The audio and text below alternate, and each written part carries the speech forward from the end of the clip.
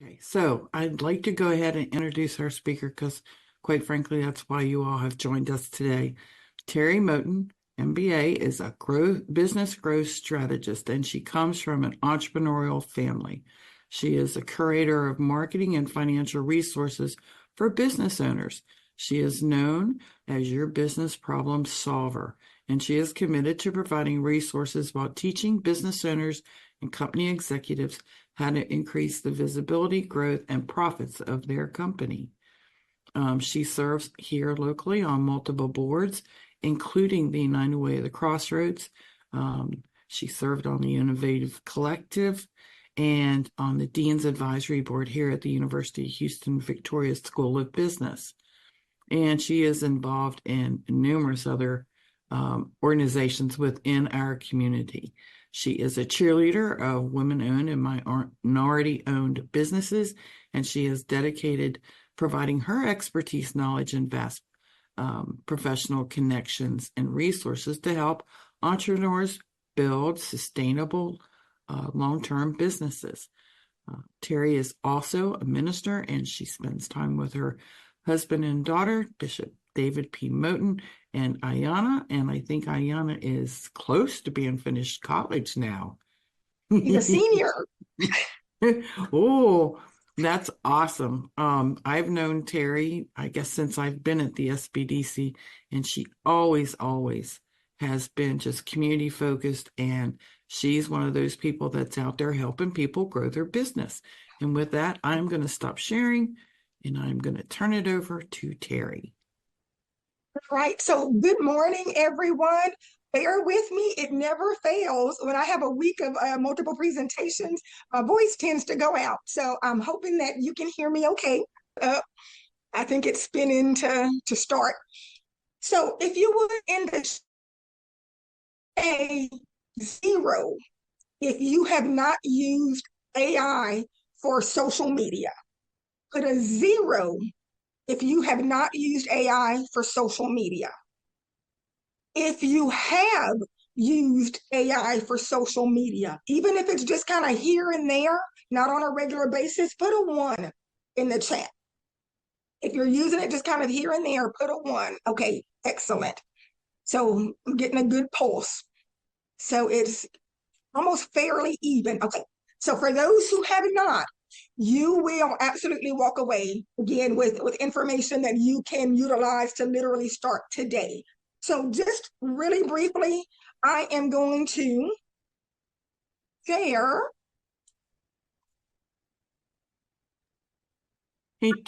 Hey, Terry, it's showing us your presenter view. Um, let's see. If you go under display settings, it should allow you to swap that. Oh, and I'm not even worried about that because it's not like I've got any. Okay. That's too technical, and you'll find out. Even though I do AI, that's too technical for me. So we're not gonna worry about it. We'll just roll with what we have. So just real briefly about me again. So my day job is I'm a sales and marketing manager with Spherion, staffing and recruiting here at $990 million. That's what the 0.99 billion is in 2021. It went to 1.27 billion in 2022. It is increasing. AI and social media is increasing to almost $10 billion by 2030. This is the reason you absolutely have to know how to use AI in social media. Now, going through some limitations of AI. So just kind of briefly, one of the big concerns is, okay, well, it doesn't sound like me. Anybody who has written, especially months ago, anybody who has written your captions or your post, your social media post with ChatGPT, you're like, that does not sound like me at all. I want you to jump in the chat real quick. Have you started to notice, what are some of the words that you see when you see a social media post that has some of these words? How you immediately know that, okay, AI wrote that. What are some of those words? Because there are some keywords. I'm just curious if you all are starting to see. When you see the word delve, So ChatGPT, wrote that.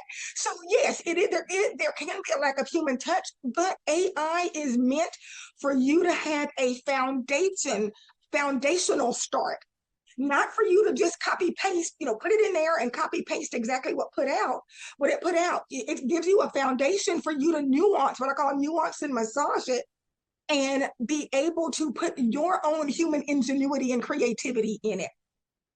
Privacy and security concerns. Of course, with social media, there's huge, privacy concerns. How is our information being used? As we use different AI tools that are connected to our social media accounts, there's a concern. How is our information being used? And is it going to exploit any of the data of our followers or our customers? Algorithmic and prejudicial, say that 10 times, right? Say it 3 times quickly. Algorithmic and prejudicial bias. There is a concern because AI is put together by people, valuable humans who everybody has inherent biases, whether they realize it or not. So there's a concern about, the developers that are putting together these AI platforms and different AI tools, what kind of prejudices are inherently going in there, even when they don't realize it. And then, of course, just the spread of misinformation. You've probably heard numerous times how there's a ton now of version is, as well. Claude, I like it for like content writing, whether it's a social post, a blog, an article, an email. It tends to sound more human, and it sounds more human right off the bat. Sometimes with ChatGPT, has anybody ever had to, you're doing, trying to do a social post in ChatGPT, and you're having to ask it to, okay, no, can you make it sound like this? Okay, no, can you change the tone? You have to do, a number of iterations sometimes in ChatGPT. Claude, you don't often have to do that so many times. It's also great for when you're trying to do a conversational post, or post that may be more complex. And you need, again, some complex ideas to be explained simply or what have you. Claude is great. Perplexity. Again, free version of Perplexity.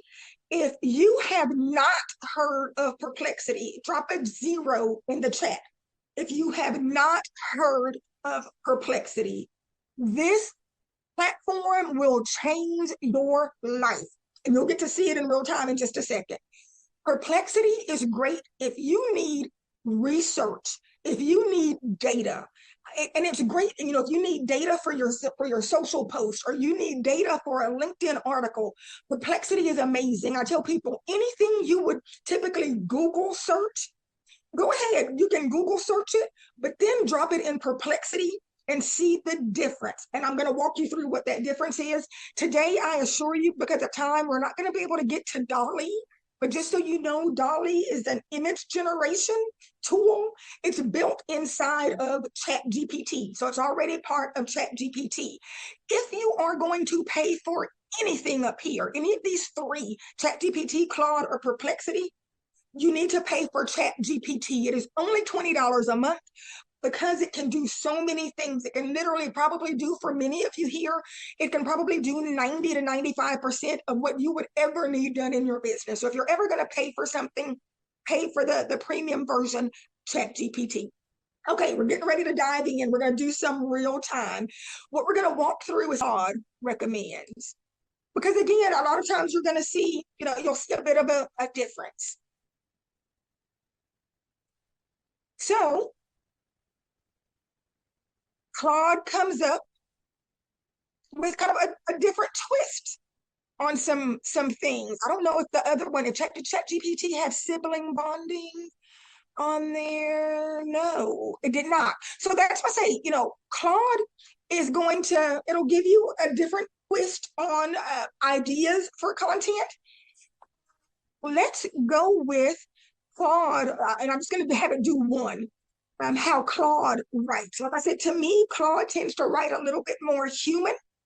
So I'm going to say, create a Facebook post, an Instagram post for number 5, and create a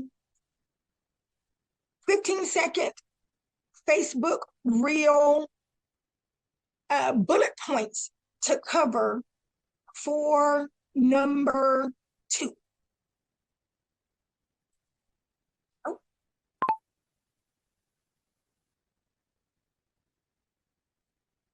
I hit it too quickly. Okay, so again, so Claude knows that I like to have my emojis and hashtags.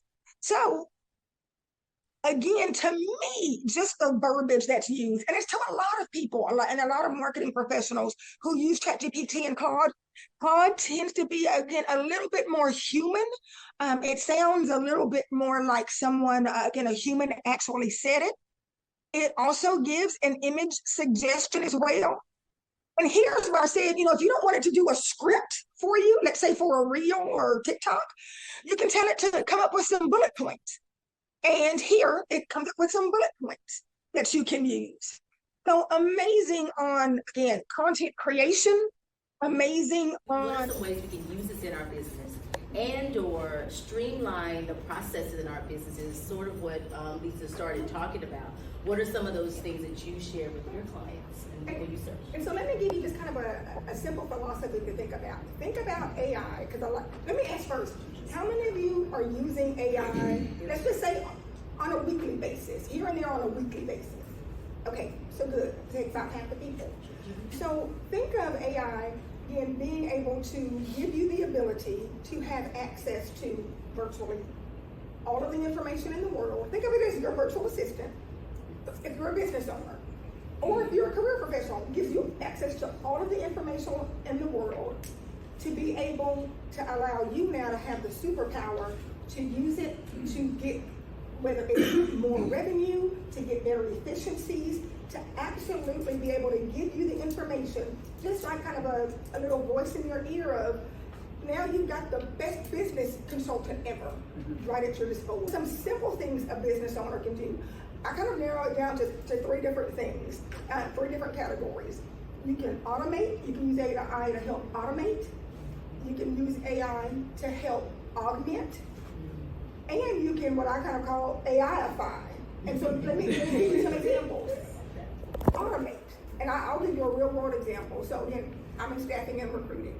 Right now, we have for a particular client that we have, where we do a lot of staffing for, a lot of temp staffing for, in the light industrial space. We do a lot of telephone screening. So somebody applies, it's a telephone screen. Takes 3 to 5 minutes. Just last week, so I'm going now through and I'm working with our office on, okay, where are we gonna start implementing kind of AI systems? So, and we were looking at the numbers. I was talking to one of the managers, we were looking at the numbers, last week, 2 weeks ago, for this particular position, they had 99 telephone screens that they did. Being online, how many of you use voice activation for ChatGPT, whether on a laptop or on your phone? Anybody using voice? It will absolutely change your life, and I'll show you why. So, what we're gonna start with is kind of ideas and a couple of posts, just especially if you haven't seen kind of ChatGPT at work. So who has a business that you can kind of look at real time in terms of making some posts? Okay, so Vitality Court or for your personal business? Okay, let's actually look at do you do social for Vitality Court, or is there a marketing department that does that? So I do that. So Okay. I do it for Vitality also. Okay, same concept will flow over Yes. to your business. Yes. So, and over here, if you've already got ChatGPT, you can do this, or you can Google it, because I forgot actually how I got the voice on there. But it's just a setting that's inside of your computer to get voice. If you see down here, this icon down on the side, this is where kind of my voice thing sits. And so let's do this. And sometimes also just when you're able to speak off the cuff, and you don't have to go back and make corrections if you're like, oh, I meant it's gonna be for our other facility in San Antonio. You just say it. You just say, if you would have said, Vitality Court in Victoria, Texas, oh no, actually I meant in San Antonio, so you talk like you're talking to somebody. And then here, so again, the first thing I wanted it to do is a content calendar for, and I'm gonna roll it back up real quick so you can take a look at it, for the month of June, for a Tuesday, Thursday post. And again, I wanted it to really focus on children who were visiting parents, and they were identifying the clients. So here's the topics. So there's a morning and afternoon post for Tuesdays and Thursdays. And as you can see, here are, again, some of the topics. And so you're like, okay, well, that's great. I'm not a topic, but I don't want to build out the actual post.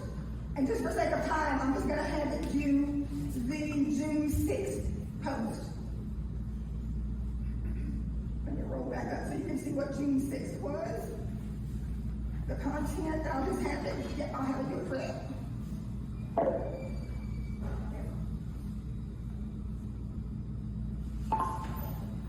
Build out the content for June 6th. Make the post short, concise, specifically for Facebook. Be sure to make sure it is a stop the scroll post.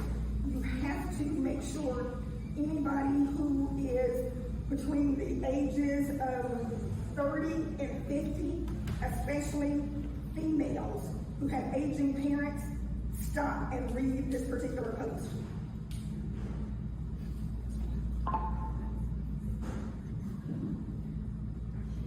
And I'll roll it back up real quick though for you to.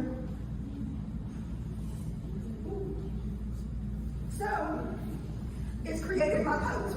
I've got my headline, it does all it's gonna do. You notice it already has emojis on it, so if you're already using it for social, if you haven't trained it, is it already adding emojis for you all that are using it for social? If you're like, oh, it's not using it, you just train it to say anytime I'm doing a social post, add emojis, and I'm for you. How many of you are using AI for social media? Okay, so only about a third of you. Is it primarily ChatGPT that you're using for it? Okay. How many are using ChatGPT in any respect, not necessarily for social media, but just for other things? All right. Before I jump in, there's a couple of statistics that I want to read to you that I shared this morning, because what I want you to understand is I call it the freight train that's about to hit people. And what you want to listen to is I want you to see, as you listen to these statistics, see if you can gather what's going to be happening. So, and again, this is about AI in general. 86% of C-suite officers globally believe that AI is going to be transformative in their industry. So pretty much everybody believes that. 100% of these C-suite officers anticipate changes in their own company's workforce because of AI. 75% of companies lack strategies or initiatives to ensure positive learning experiences for workers. So these companies don't have any kind of plan in place to train their workers on AI. Now here's some shocking things. 37% of CEOs don't believe their employees have the understanding to transition to new technology. So a lot of leadership out there believes employees don't have basically the wherewithal to grasp new technology. But 94% of workers feel they can grasp what's needed if they had the training. Last statistic, 95% of workers don't trust their company or their organization to provide positive AI experiences for them.